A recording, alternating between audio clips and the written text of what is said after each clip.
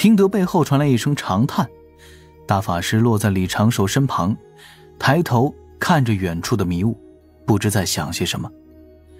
啜泣声响起，李长寿扭头看去，却见平日里总是板着脸的金陵圣母抬手擦了一下眼角，又极快地转过身去。云霄仙子微微抿嘴，目中也带着几分哀思，略带同情地注视着小哀的身影。赵公明与广成子都相差不多，都是面露几分哀愁，似是想起了烦心之事，这些都是较为平静的反应。此刻最淡定的反倒是玉鼎真人。这位李长寿一直认定是隐藏大佬的杨戬之师，此刻注视着小哀，目中略带黯然。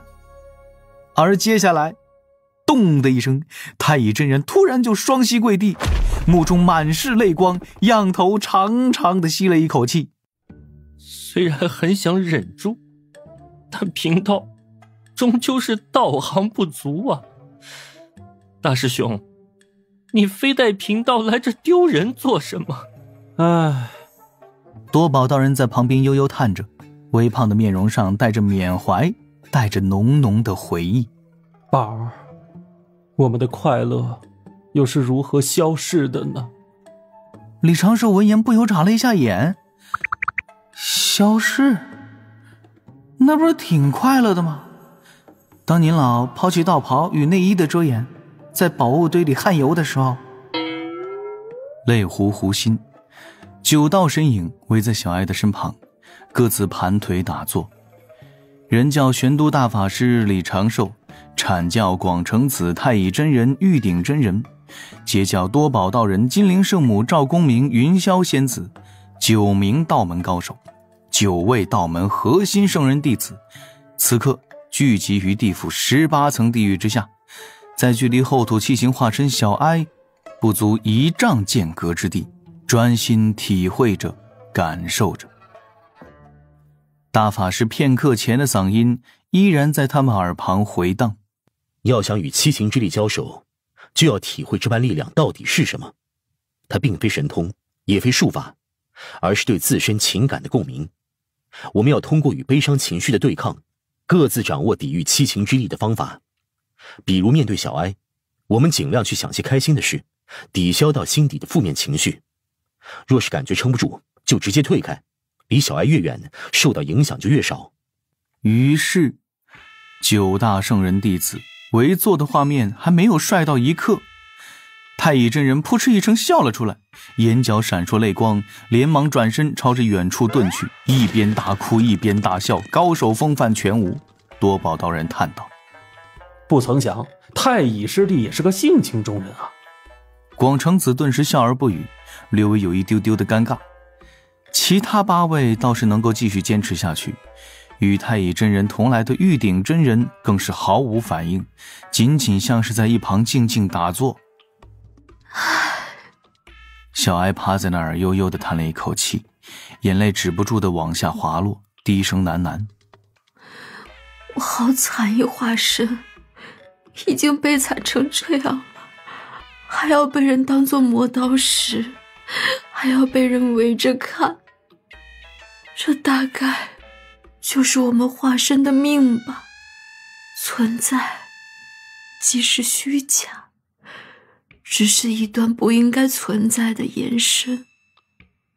你们围在我身边，想着的是如何除掉我，而我还因为这一丝热闹和被人牵挂，心底产生了一点点可笑的欣喜，更可悲了。唉，这个贫道是当真不行。多宝道人站起身来，对着小哀做了一个道揖，转身朝着远处飞驰。其他的激情我能应对，唯独受不了这个，他实在太可怜了。唯一一个觉得我可怜的人也走了呢。小哀露出些许凄然的笑容，手指在泪湖上轻轻点着，痴痴地说道：存在到底有什么值得幸福呢？金陵圣母站起身来，转身朝着远处走去。走到远处，只是留下了一声叹息，抬手擦去了眼角的泪痕。我跟大师兄一样，阵亡加3。李长寿有些关切地看向身侧的云霄仙子，见云霄的道运、情绪一切都平稳，心底略微安稳了一些。半日之后，剩余6个人站起身来，各自对着小哀做了一个道揖，与此前退场的3位仙人一同去了泪湖边缘，召开了第一次拯救后土专项会议。大法师道：各位师弟师妹，对七情之力可有明确概念了？众仙尽皆点头。广成子温声道：生灵七情六欲无法避免，你我修行多年也是这般，只不过平日不显。大德后土的七情化身并非是源于他自身的七情，而是众生在经历轮回前抛舍的残缺七情，其力远非神通可比。我们要有包容其七情化身之心，方可真正度化七情。大师兄说的有道理。太乙真人抱着胳膊点点头，对此表示相当的认可。话音一转，但仔细琢磨，好像也没说什么。广成子瞪脸太乙真人，后者淡定地翻了个白眼儿。那你说？广成子随手掏出一方大印，托在手中，淡然道：咱们具体该如何行事？太乙真人面露肃容，正色道：贫道刚刚又细细体会，大师兄说的对，要包容，要爱护。莫玩笑了。玄都大法师含笑道：各位师弟师妹，可需要多体会一阵。众仙齐齐摇头，已是明白如何对抗七情之力。大法师便道：此前我与长庚进过一次6道轮回盘，与恶欲交过手。在我掩护下，长庚顺利通过了玉质化身，接触到了后土娘娘。哦，赵公明不由眼前一亮，看向李长寿，笑道：刚好我二妹也在此，长庚啊，这段细致点讲讲。云霄仙子忙道：大哥莫要这般，在商讨正事呢。无妨。李长寿含笑答应一声，在怀中拿出了一幅幅卷轴，用仙力送给众男仙。李长寿收敛起笑容，正色道：玉质化身变化万千，对于不同炼气师而言，它可以很强，也可以很弱。与小哀不同，玉质化身会主动撩拨你我心底的渴望，这渴望可以是修为、权势，想要获得旁人的敬重等等。只要被他所趁，道心就会欲望丛生，走火入魔。我在撑过他数次攻势之后，他还展露了一种绝强的本领，化身为生灵本身的欲望，直接干预你我道心。所幸他对付我时化身的是色欲，而我刚好带着一些让道心宁静的法器，就是这些画卷。各位可以将它们带在身上，若是在交手时被玉质化身影响到，可以拿出来看看。几位男仙满怀好奇，各自打开一张张卷轴，仔细地观摩。整个白茫茫的泪湖乾坤顿时是落针可闻。突然间，不知道是谁先干咳了一声，几位男仙齐齐扭头，对着李长寿投来了十分复杂的目光。李长寿拿出了一颗定海神珠，对着自己的眼睛用力地挤了挤，喷出2股小水箭。多宝道人嘿嘿一笑，眼珠子转了几圈，不知道想到了啥。金灵圣母好奇地探身瞧了一眼赵公明手中的宝图，俏脸的表情一阵古怪，看着李长寿此时的造型，嘀咕道：师弟，你莫非在看云霄师妹前都看一眼自己这些大作？这不过是防身之用，我又何须防备云霄仙子？云霄抿嘴轻笑，并未开口。太乙真人笑叹一声：唉，怪不得现如今道门弟子都被你比下去了。水神能常人之所不能，非常人矣。李长寿笑而不语，顺势接过话题主导权，缓声道：我寻到后土娘娘后，与后土娘娘相谈许久，七情化身如何来的，为何诞生，各位师兄师姐想必都已经明白，我便不多赘述。我且说如何应对。按后土娘娘的指引，要解决七情化身之疑难，当有一个疏导爆发的过程。七情无法压抑，只能够想办法引导出来。这个过程需要让七情化身齐齐降世，互相影响克制，达到如同常人七情那般稳定的状态，而后再让大德后土自七情化身中回归，完成这次拯救之事。他话语一顿，给各位高手短暂的思考时间。多宝道人沉吟几声：必须让七情化身同时现身，且达到七情平衡，这可有些难办。李长寿点点头，总结道：这个过程总共分为4个步骤。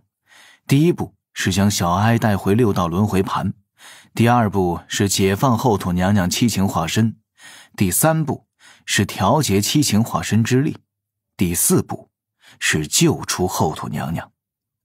金陵圣母皱眉：那小哀怎么办？李长寿沉默了一阵。你不是号称人教弟子智谋第一吗？金陵圣母面露不忍：为何不救下他？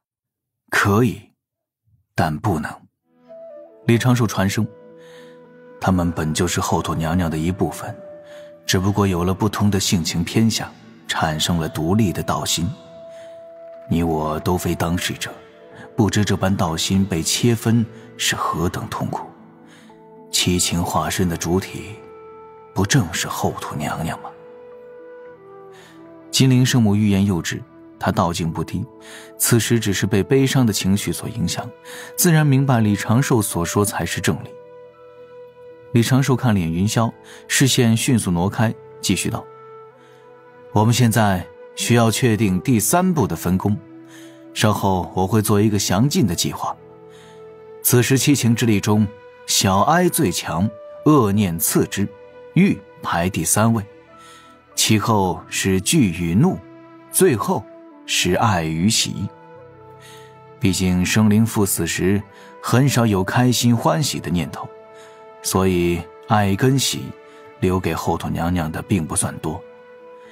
恶与怒的攻击性最强，但需要削弱恶之力，增加怒之力，让恶念有所缓解，让怒意能够迅速增强。恶念与我大师兄交过手，接下来还是让我大师兄来应对。各位师兄师姐意下如何？大法师微笑颔首，众仙各自点头。李长寿又道：现在有一个问题，谁能够最短的时间之内，最快速的让怒之化身更加愤怒呢？众仙思索一二，8道目光齐齐看向了英俊潇洒一身红袍的太乙真人。太乙真人嘴角微微抽搐了一下，拿了一面镜子出来照了照自己，淡然道：哎，这年头做个真性情的男仙都是这般被针对。得，贫道就去应付怒之化身吧。如此倒也合适。李长寿眯眼笑着，毕竟怒之化身总体的实力也不算多强。太乙真人笑骂：哼，好你个长庚，有空去我乾元山喝酒。一定。李长寿答应一声，继续与众仙商讨应对的人选。不多时，名单敲定。赵公明负责应对巨之化身，玉鼎真人主动请缨应对玉之化身，金陵圣母应对难度最低的爱之化身与喜之化身，李长寿与云霄仙子合力应对感染力最强的哀之化身。广成子与多宝道人做救火队，负责及时支援各处。李长寿叮嘱，这并非是去单纯斗法，比如喜之化身要让他更加开心才是目的。爱之化身另有不知，这并非是狭义的男女之爱，世间之爱都包括其中。广成子师兄，这里有一件事需动用阐教仙宗相助。李长寿拿出了一只玉符递给广成子，广成子读罢点点头，许诺稍后就去安排，与截教那边的布置相差无几。云霄仙子轻声问道：咱们如何才能让小哀开朗些呢？大法师笑道：长庚啊，你去给云霄师妹演示一下，也算给各位打个样。是，师兄。李长寿站起身来，对着众多师兄师姐做了一个道揖，而后驾云朝着湖中而去。小哀的叹息声与呢喃声从远处飞来。可怜的我，还要被当作示范的对象，悲伤那么大，怎么去填补呢？李长寿落下云头，温声道：道友非我，如何知我不知你苦？小哀有气无力地回着：互相理解有必要吗？真的有人想要去理解对方吗？不过是为了得到回应，才去假装做出一副理解别人的模样，不累吗？李长寿满头的黑线，我去，说不过，这种情形之下，无论我说什么道理，都会有更多的道理对我压过来。那换个角度就是了。李长寿淡定地坐在他面前，在怀中拿出一本书，捧卷品读，时不时露出几分轻笑，偶尔还会放下书卷大笑几声。远处道门众仙面露恍然，大概抓到了其中的精髓，分散对方注意力，引起对方好奇心。可惜啊，小哀只是趴在那儿默默地流泪，对李长寿的这般情形视而不见。